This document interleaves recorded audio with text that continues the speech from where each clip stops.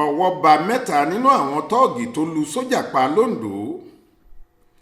Ọwọ́ iléeṣẹ́ ọlọ́pàá ìpínlẹ̀ Ondo ti tẹ mẹ́ta nínú àwọn afurasí tí wọ́n fẹ̀sùn kàn pé wọ́n lọ́wọ́ nínú bí wọ́n ṣe lu sójà kan tí wọ́n porúkọ rẹ̀ ní Akígbohùn pa nílùú Ìdó-àní níjọba ìbílẹ̀ Ọ̀sẹ́ lọ́jọ́ ajé Monday ọjọ́ 26 oṣù yìí. Àwọn afurasí ọ̀hún ni wọ́n lọ́wọ́ tẹ̀ níbi ọ̀tọ̀ọ̀tọ̀ láwọn agbègbè kan nípínlẹ̀ Ondo lẹ́yìn táwọn aṣáájú ìlú Ìdó-àní ti yan àwọn èèyàn kan láti ṣàwárí àwọn jàǹdùkú náà lọ́nàkọnà níbikíbi tí wọ́n lè sá pamọ́ sí. Gẹ́gẹ́ bí ohun tí akọ̀ròyìn wá fìdí rẹ̀ múlẹ̀, ọ̀kan nínú àwọn afurasí ọ̀hún ti sá kúrò nílùú tó sì ti fẹsẹ̀ rin ọ̀pọ̀lọpọ̀ ibùsọ̀ láti Ìdó-àní kí ọwọ́ tó padà tẹ̀ nítòsí Ọ̀kà Àkókó.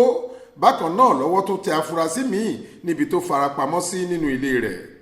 Kété lẹ́yìn ìṣẹ̀lẹ̀ ọ̀hún ni wọ́n láwọn akẹgbẹ́ sọ́jà tó kú ọ̀hún ti ya wọ ìlú Ìdó-àní láti ṣàwárí àwọn tó lu sọ́jà náà pa, léyìí tó mú káwọn èèyàn máa sá kúrò nílé wọn nítorí ìbẹ̀rù.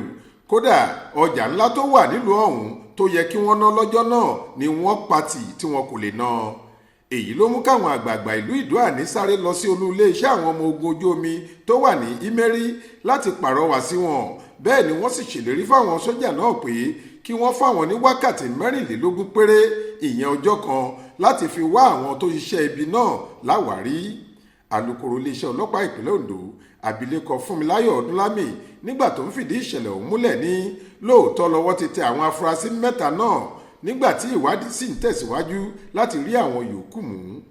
Àwọn tọ́wọ́ tẹ̀ ọ̀hún ni wọ́n ní wọn yóò fi ṣọwọ́ sí olú iléeṣẹ́ àwọn ọlọ́pàá tó wà nílùú Àkúrẹ́ láìpẹ́. Olúṣèyẹ Ìyádé ló ṣàkójọ ọ̀rọ̀ yìí fún iléeṣẹ́ tẹlifíṣàn Aláròyé online. Faith Adébọ́lá ló kà á sétí ìgbọ́ yín.